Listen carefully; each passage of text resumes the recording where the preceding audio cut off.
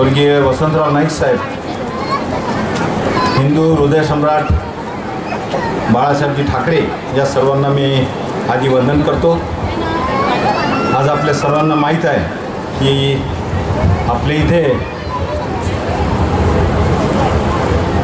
बांधकाम कामगारांना किचन सेटचं वाटप होणार आहे। मागच्या शुक्रवारी सुद्धा हे वाटप झालं, आज सुद्धा हे वाटप होणार आहे। या कार्यक्रमाकरिता उपस्थित असलेले सन्माननीय पराग भाऊ पिंगळे मुद्दाम यवतमाळहून आलेले आहेत। आदरणीय आमचे काका विजयकुमार बंग, जिल्हा उपप्रमुख सन्माननीय राजकुमार भाऊ वानखडे, तालुका प्रमुख सन्माननीय उत्तमराव ठोकर पाटील, आपल्या दिग्रस शहराचे शहर प्रमुख सन्माननीय प्रणित भाऊ मोरे आणि मंचकावर उपस्थित असलेले सर्व सन्माननीय पदाधिकारी आणि आमच्या सर्व महिला आघाडीच्या सर्व सन्माननीय पदाधिकारी भगिनी, पत्रकार बंधूंनो आणि उपस्थित असलेले सर्व आमच्या सन्माननीय बंधू आणि सन्माननीय भगिनींनो, मी काय आपला जास्त वेळ घेणार नाही। माननीय नामदार संजय भाऊ राठोड येणार आहेत, पण त्यांना उशीर होऊन राहिला आणि आपल्याला सुद्धा खूप वेळ बसावं लागेल। या हिशोबाने माननीय पराग भाऊ पिंगळे हे समोर आलेत आणि त्यांनी सांगितलं की आपल्याला कार्यक्रम सुरू करून वाटप सुरू करायचं आहे, कारण किती वेळ बसायचा हाही एक प्रश्न असतो। तेव्हा बांधकाम मजूर आणि इतर कामगारांना सुद्धा जीवनावश्यक गृहोपयोगी वस्तूंचे वाटप, म्हणजे ज्याला आपण किचन किट म्हणतो, आपल्यासमोर हे बॉक्स ठेवलेले आहे। हे बॉक्स मग सर्वांना याचं वाटप करायचं आहे। यवतमाळ जिल्ह्यामध्ये तालुका स्तरावर हे प्रथमच दिग्रस दारवा नेर ह्या ठिकाणी हे वाटप होत आहे। आजपर्यंत जिल्ह्यात कुठेही झालं नाही, कुठल्याही आमदारांनी घेतलं नाही हे वाटप। आपल्या तालुक्यामध्ये किंवा मतदारसंघामध्ये माननीय संजय भाऊ राठोड यांनी एक थोडासा विचार केला, तुम्ही जर इथून यवतमाळला गेले असते तर तुमचं रजिस्ट्रेशन एका दिवसात झालं नसतं, कदाचित 2 दिवस तुम्हाला रजिस्ट्रेशनला यवतमाळला लागले असते, 2 दिवस तुमच्या त्यासाठी चक्कर झाली असती आणि त्यानंतर तुम्हाला टोकन मिळालं असतं आणि त्या टोकनवर तुम्हाला तारीख दिली असती यवतमाळला तिथल्या त्या कामगार अधिकाऱ्यांनी, आणि ती तारीख दिल्यानंतर तुम्हाला तो तारीख आणि दिवस दिले असते, त्या दिवशी तुम्हाला परत यवतमाळला जायचं काम पडलं असतं। त्या दिवशी तुमचा नंबर नाही लागला तर परत दुसऱ्या दिवशी एक तर तुम्हाला मुक्काम करावा लागत होता, नाही तर परत दुसऱ्या दिवशी तुम्हाला जायचं काम पडलं असतं। हा त्रास तुम्हाला सर्वांना होऊ नये याची दक्षता घेतल्या गेली आणि माननीय नामदार संजय भाऊ राठोड यांनी हा कार्यक्रम आपल्या दिग्रस दारवा नेर आपल्या मतदारसंघामध्ये लावला। मागच्या शुक्रवारी सुद्धा 2500 लोकांना, ग्रामीण भागातल्या, विशेषतः ग्रामीण भागातल्या लोकांना या किचन सेट वाटप झालेलं आहे। आज सुद्धा जवळपास 2000 म्हणजे आपल्या दिग्रस शहरी भागातल्या सर्व बंधू आणि भगिनींना याचं वाटप होत आहे। काही लोकांमध्ये गैरसमज असा आहे की भाई कार्यकर्त्यांनी यादी केली असतील, तर तुमचा हा गैरसमज आहे। ज्या लोकांनी आपलं बांधकाम ऑफिसमध्ये ज्यांनी रिन्युअल केलं होतं, नूतनीकरण केलं होतं, ह्या सर्व याद्या बांधकाम ऑफिसकडून आलेल्या आहेत। त्याप्रमाणे तुम्हा सर्वांपर्यंत माननीय नामदार संजय भाऊ राठोड यांचे जी काही जवळची मंडळी आहे, सहकारी आहेत, कार्यकर्ते आहेत, माझे नगरसेवक आहेत, या सर्वांनी आपल्यापर्यंत हा निरोप पोहोचवला आणि त्याप्रमाणे आपण सर्व इथं हजर झाला। आपल्या सर्वांना आता टोकन दिलेलं आहे। एक थोड्याच वेळात, अर्ध्या तासात या सगळ्यांचं वाटप होणार आहे। आपल्या सर्वांना त्रास होऊ नये याची दक्षता म्हणून हे वाटप आज दिग्रसमध्ये घेण्यात आलेलं आहे। तुम्हाला एक 2-3 मुद्दे सांगतो आणि माझं भाषण बंद करतो।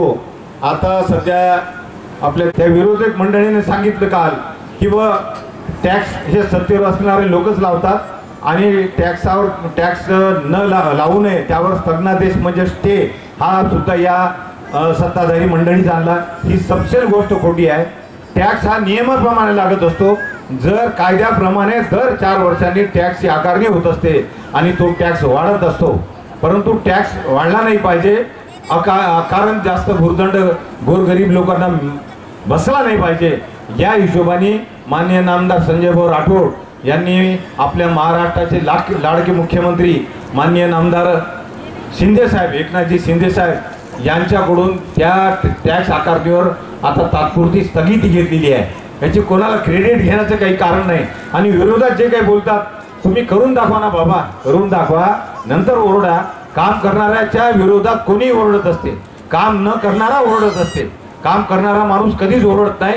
तेव्हा एक डिग्रसमध्ये अशी एक टीम तयार झालेली आहे. त्या टीमला दुसरं काहीच काम नाही, फक्त त्यांनी या काम करणाऱ्याच्या चुका शोधायच्या आणि त्या चुका सांगत राहायच्या. तुम्ही करून बघा, जर तुमच्या चुका झाल्या तर कोण ना कोणी सांगणारच आहे तुम्हाला. आणि चूक कोणाची होत असते? चूक काम करणाऱ्याची होत असते. जर आपण एका ठिकाणी बसून एखाद्याची गंमत पाहत असलो आपण तर आपली चूक होत नाही, त्या काम करणाऱ्याची चूक होत असते. आणि ही चुका काढणारी मंडळी आहे, यानं ठेकाच घेतलेला आहे. त्यात काही 2-3 पत्रकार आहे आणि बाकीचे काही कार्यकर्ते आहेत, यांनी ठेकाच घेतलेला आहे की दिवसभर कोण कुठं चुकते काम करणारी मंडळी. ही आता स्टेजवर बसून जी मंडळी आहे, आमच्या महिला भगिनी आहे, ह्या सर्व दिवसभर तुमच्यासाठी काम करत असतात, कुठलाही मोबदला कोणाकडून न घेता. तेव्हा ह्या गोष्टीची आपण सर्वांनी दखल घ्यावी. आणि नगर परिषदेचा जो काही वाढीव कर आहे त्यावर तात्पुरता आता माननीय नामदार संजय भाऊ राठोड यांनी आमच्या सर्वांच्या सांगण्यावरून त्यावर स्टे मिळवलेला आहे. याचं क्रेडिट दुसऱ्या कोणाला जात नाही, हे माननीय संजय भाऊ राठोड यांनी हे काम केलेलं आहे. दिग्रस नगर परिषदेला या वर्षी आता या 2024ची आपल्या सर्वांना नितांत आवश्यकता होती. जी काही आपल्या खेळणाऱ्या आपल्या मुली आहेत, विद्यार्थी आहे, विद्यार्थिनी आहे, या सर्वांसाठी खेळायला ठिकाण नव्हतं. आणि आपल्या सर्वांना माहीत आहे, आपल्या डिग्रसमध्ये क्रीडा राज्यमंत्र्याचं पद होतं 1.5 वर्ष. संजय देशमुख हे 10 वर्ष आमदार होते आपल्या दिग्रसमधून आणि त्यापैकी 1.5 वर्ष क्रीडा राज्यमंत्री होते. त्यांनी क्रीडा संकुल करायसाठी 3 ठिकाणी भूमिपूजन घेतलं. याची साक्ष आदरणीय भंकाका इथं बसून आहेत. यांच्या कॉलेजवरही भूमिपूजन झालं, दिनबाई शाळेवर भूमिपूजन झालं, परंतु क्रीडा संकुलाला कुठं सुरुवात झाली नाही. ह्या सगळ्या गोष्टी हेरून माननीय नामदार संजय भाऊ राठोड यांनी या क्रीडा संकुलाला सुरुवात केली. आज क्रीडा संकुल जे लोक तिथं गेले असतील जुन्या रेल्वे स्टेशनजवळ, आज ते पूर्णत्वास आलेलं आहे. आणि शेकडो खेळाडू सकाळी आणि संध्याकाळी त्या ठिकाणी खेळत असतात. थोड्याच दिवसात त्याचं लोकार्पण होणार नाही आणि कामसुद्धा पूर्ण होणार आहे. म्हणजे क्रीडा राज्यमंत्री गावात असताना क्रीडा संकुल झालं नाही, क्रीडा संकुल संजय देशमुख करू शकले नाही, ती गोष्ट संजय भाऊ राठोड यांनी करून दाखवली. आणि या क्रीडा संकुल आणि एक आपलं जुन्या आता सध्या असलेल्या नगर परिषदेजवळ नाट्यगृहाचं काम पूर्ण झालं आहे, त्याचे थोड्याच दिवसात लोकार्पण होणार आहे. ही सर्व 40 कोटीची कामं पूर्ण झालेली आहे आणि त्याचं सुद्धा लोकार्पण या होणार आहे. आपल्या सर्वांना माहीत आहे, दिग्रसची पाणी पुरवठा योजना जी आहे ती खूप वर्षाच्या आधीची आहे. ती पाईप सर्व निकामी झालेल्या आहेत, ज्याला आपण सडले असं म्हणतो. ह्या सर्व गोष्टी हेरून जवळपास 43 कोटी रुपयाची नळ योजना या दिग्रससाठी माननीय नामदार संजय भाऊ राठोड यांनी मंजूर करून आणली. आणि ती या योजनेचं काम सुरू आहे. तुमच्या घरासमोर पाईपलाईन गेली असेल, काही ठिकाणून गेली नसेल तर ती जाणार आहे. या पाणी पुरवठा योजनेचं काम सुरू आहे आणि त्यामध्ये 7 पिण्याच्या उंच पाण्याच्या टाक्या आहेत. त्या टाक्याचं कामसुद्धा त्यांनी सुरू केलेलं आहे. जागा त्याची फायनल केलेली आहे आणि प्रत्येक ठिकाणी आपल्या सर्वांना माहीत आहे, माननीय मोदी साहेब आपल्या देशाचे पंतप्रधान यांचा नारा आहे जल जीवन आपल्या योजनेमध्ये की हर घर नल, म्हणजे प्रत्येक घरोघरी नळ गेला पाहिजे अशी ती योजना आहे. याप्रमाणे त्याचं काम आज आपल्या दिग्रस शहरामध्ये सुरू आहे. सांगण्यासारखी अनेक कामं आहे. मोक्षधामचं काम आपण जर पाहिलं असेल 5 कोटी रुपयाचं काम तिथं कानोबा कन्स्ट्रक्शनच्या वतीनं सुरू आहे आणि अतिशय सुंदर असं देखणं काम तिथं सुरू आहे. एक दिग्रसची शान म्हणून ते आल्या ते आपल्याला दिसणार आहे. थोड्याच 1-2-3 महिन्याच्या कालावधीत ते कामसुद्धा पूर्ण होणार आहे. संजय भाऊ राठोड हे आधीपासून रोग्यांची सेवा करतात. जे कोणी वेगळ्या विविध आजारांचा, ज्यांना विविध आजार असेल, वेगळ्या प्रकारचे त्यांना रोग असतील, या सर्वांच्या रोग तपासणीचे शिबिर आजपर्यंत त्यांनी लावल्या. डोळ्यांच्या तपासणीचे शिबिर त्यांनी लावले. ज्यांचा आवश्यक आहे त्यांच्या डोळ्याचे ऑपरेशन त्यांनी करून दिले. ज्यांना आवश्यक आहे त्यांना चष्म्याचं सुद्धा वाटप केलं. आणि जी काही इतर रोग आहेत त्यांच्यासुद्धा जे आपण आरोग्य तपासणीचे अनेक शिबिर इथे झाले. आपल्या दत्ता मेघे साहेब यांच्या कॉलेजच्या माध्यमातून माननीय संजय भाऊ राठोड यांनी ही तपासणीचे शिबिर घेतले आणि या तपासणीच्या शिबिरामधून हजारो पेशंट, यांना कोणाचा हार्टचा प्रॉब्लेम असो, कोणाचा पोटाचा असो, किंवा आपल्या ज्या महिला भगिनी असतात ज्यांना कुठं कॅन्सर असो, काही असो, या सगळ्या गोष्टीचं निदान इथं झाल्यानंतर त्यांना आवश्यकता भासली तर मुंबईपर्यंत त्यांनी पाठवलं. आणि त्या सर्वांचा विनामूल्य कुठलाही खर्च येणार नाही अशा पद्धतीचं त्यांनी नियोजन केलं. इथून संजय राठोड यांनी जाण्याची व्यवस्था केली, येण्याची सुद्धा व्यवस्था केली, जेवणाची सुद्धा व्यवस्था केली. कुठलाही आमदार एवढं काम करत नाही आणि प्रत्येक गोष्टीवर बारकाईने लक्ष ठेवणारे आमदार. तुम्ही अभ्यास करा. मी जे बोलून राहिलो याच्यात ही काही राजकीय भाषण नाही आहे, ही म्हणजे प्राप्त परिस्थिती आहे. जे काही संजय राठोड यांनी कामं केलेली आहेत त्या बाबतीतच मी बोललो. बोलण्यासारखे खूप कामं आहे, पण मी आता आपल्या सर्वांचा जास्त वेळ घेणार नाही. आणि आता आपल्याला सर्वांना माहीत आहे, आता थोड्याच दिवसात लोकसभेची आचारसंहिता लागणार आहे. येत्या एक 15 दिवसात साधारण होणार आहे. तेव्हा आपण सर्वांनी ह्या सगळ्या बाबीचा विचार करायचा आहे की आपण मतदान कोणाला करायचं आहे. ते समोरच इलेक्शन आहे म्हणून मी सहज तुम्हाला सांगत आहे, 2 मिनिट घेतो. आणि त्यानंतर विधानसभा सुद्धा लागणार आहे. आता अनेक लोक उड्या मारून राहिले या गटाकडून त्या गटाकडून, ज्यांनी काम काहीच केलं नाही 10 वर्ष, ते जास्त उड्या मारून राहिले. आता खासदार व्हायसाठी म्हणा की आमदार व्हायसाठी म्हणा.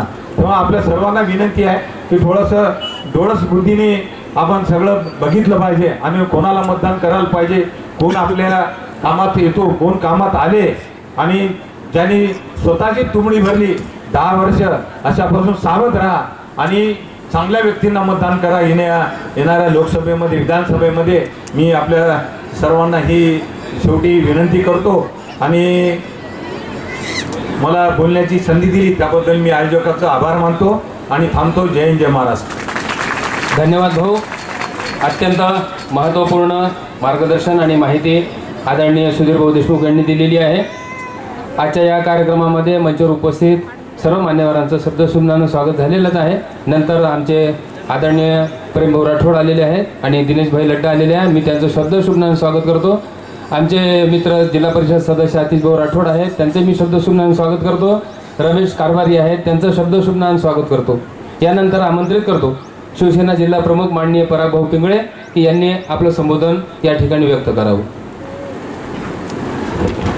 अवघ्या महाराष्ट्राचे आराध्य दैवत छत्रपती शिवाजी महाराज, भारतीय घटनेचे शिल्पकार परमपूज्य डॉक्टर बाबासाहेब आंबेडकर, हिंदू हृदय सम्राट शिवसेना प्रमुख बाळासाहेब ठाकरे यांना सर्वप्रथम वंदन करतो. आजच्या या यवतमाळ जिल्ह्यातील दिग्रस तालुक्यातील बांधकाम कामगारांना गृहोपयोगी किट वाटप कार्यक्रमासाठी मंचावर उपस्थित असलेले सन्माननीय सुधीर भाऊ देशमुख, सन्माननीय राजकुमारजी वानखडे, आमचे बंग काका, तालुका प्रमुख उत्तम मामा ठावकर, येथे उपस्थित शहर प्रमुख आमचे प्रणितजी मोरे,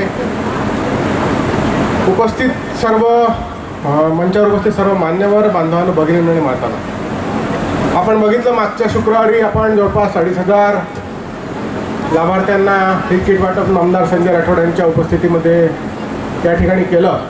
पण अनेक लोकांना किट मिळाली नव्हती, विशेषतः शहरातील नोंदणी आपण केली नव्हती. आणि म्हणून भाऊंच्या आग्रहास्तव आज पुन्हा एकदा भाऊंच्या आग्रहास्तव म्हटल्यापेक्षा आपल्या सर्व नागरिकांच्या आग्रहास्तव भाऊंनी हा पुन्हा एकदा असा शिबिर इथे आयोजित केलेला आहे. आणि आज जवळपास 2,000 लाभार्थ्यांना हे किट वाटप होणार आहे. आता सुधीर भाऊंनी इत्थंभूत माहिती दिली, पण आपल्याला माहीत आहे की हा कार्यक्रम आपण इथे घेतोय, आपल्याला थोडं इथे शांततेत बसायचं आहे. एक 3 तासाच्या आसपास, 3-3.5 तास 4 तास आपल्याला शेवटची किट वाटायला होणार.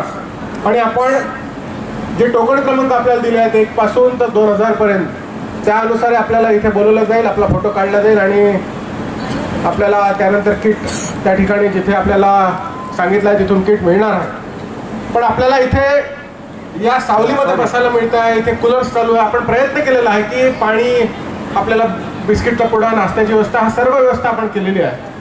पण जसं आपल्याला सांगण्यात आलं, खरं पाहिलं तर ही किट वाटप जी आहे ना ती यवतमाळला MIDC भागात जे गोडाऊन आहे तिथून होणार होती.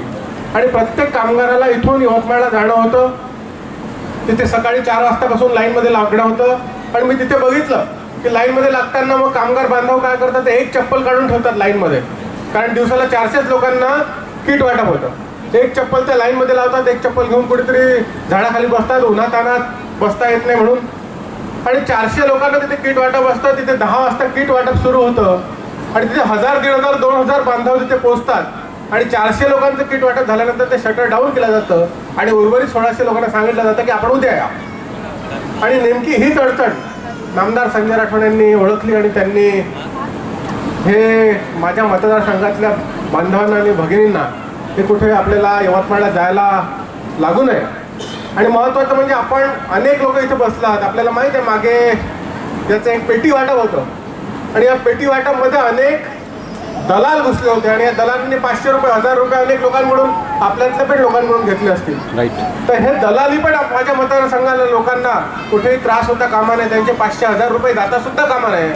त्यांना दिग्रसमध्ये प्रॉपर किट मिळावी यासाठी हा कार्यक्रमाचं आयोजन करण्यात आलेलं आहे. आणि म्हणून आपण आपला खूप मोठा त्रास म्हणजे यवतमाळला जाण्याचा 2 ते 3दा जाण्याचा त्रास, नोंदणीचा यवतमाळला जाऊन करण्याचा त्रास सर्व वाचला आहे. आपल्याला फक्त असं यवतमाळला होतं की काही लोकांना किट मिळतं, काही लोकांना उद्या परवा बोलवलं जातं.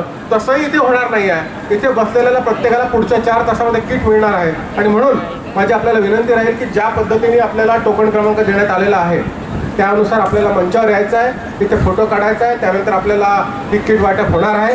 आणि म्हणून आपण सर्वांनी शांततेत ह्या सर्व उपक्रमाचा लाभ घ्यायचा आहे. आपल्याला माहीत आहे की आता सुधीरभाऊने सांगितल्यानुसार नामदार संजय राठोड यांचा कुठलाही कार्यक्रम तुम्ही बघा, निवडणूक पाहून भाऊ कधी कार्यक्रम लावत नाही. 2019ची निवडणूक झाली, 2020ला कोविडचा काळ आला. 19-20च्या त्या काळामध्ये आपल्याला आठवत असेल की शहरामध्ये आपण सगळ्यांना धान्य किट वाटप केलं. अनेकांना आपण रोजच्या रोज तिथे भोजन वाटप देखील करत असतो, कारण अनेकांच्या हातावर घेणं हातावर खाण्यासारखं विषय होता. आणि अचानक सगळ्यांची रोजंदारी बंद पडली होती. त्या काळात देखील आपण सगळ्यांना भोजन मिळावं दोन वेळचं यासाठी आपल्या सर्व कार्यकर्त्यांनी नामदार संजय राठोडांनी नियोजन केलं होतं. त्यानंतर मग पुढे शिवसेनेचे कार्यकर्ते ते ऑक्सिजन कॉन्सन्ट्रेटर घेऊन लोकांची सेवा केली. त्यांनी ऑक्सिजन मोजण्यासाठी आपल्या बाजारामध्ये त्यांनी व्यवस्था केली. तिथून आपण पुढे गेलो तर दरवर्षी पाहिलं आपण आरोग्य शिबिर दरवर्षी आपण घेतो, दर 6 महिन्यांनी आपण घेत आहे.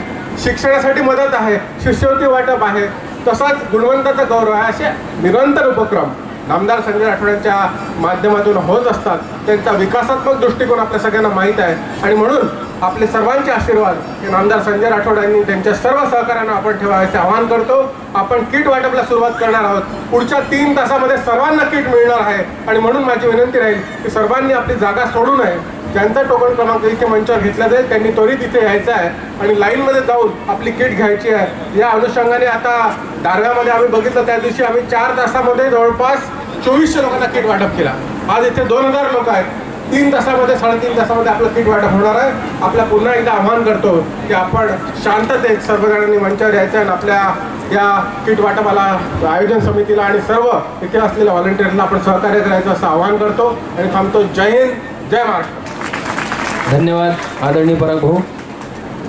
यानंतर मी आमंत्रित करतो आमचे मार्गदर्शक आदरणीय विजय काका बंग यांना की त्यांनी आपलं सन्माननीय मंच, उपस्थित सदन, बंधू आणि भगिनी, मला जाणीव आहे सकाळी 10 वाजेपासून आपण इथे आहे, म्हणून आपला अधिक वेळ घेणार नाही. ह्या किटचे जे काही लाभार्थी आहेत त्यांना एकच विनंती आहे की ज्यांना ही किट मिळणार आहे त्यांना मनपूर्वक शुभेच्छा देतो. ज्यांना किट मिळाली नाही त्यांनी रीतसर अर्ज करून जे काही गरजू लोक आहेत ते वंचित राहणार नाही याची दक्षता आयोजन समिती घेऊन आलेली आहे. तेव्हा निश्चितपणे आपण पुढेही वाटप जे होणार आहे याकरता रीतसर अर्ज करून याचा आपण जरूर फायदा घ्यावा ही आपल्या या प्रसंगी आपल्याला विनंती करतो आणि आपला अधिक वेळ न घेता थांबतो. आपलं रक्तसंचार वाढते, जे गरमी वाटून राहिली थोडीशी कमी होते, थंडीही वाटून तुम्हाला त्यातून.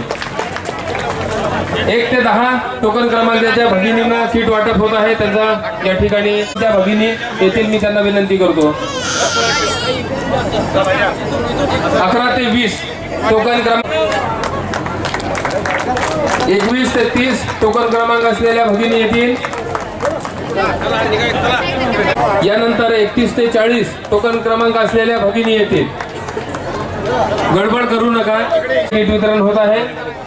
त्यांच्या एकदा जोरदार टाळ्या होऊ द्या. आपल्या सर्व भगिनीसाठी माननीय नामदार क्रमांक असलेल्या भगिनी यानंतर येतील.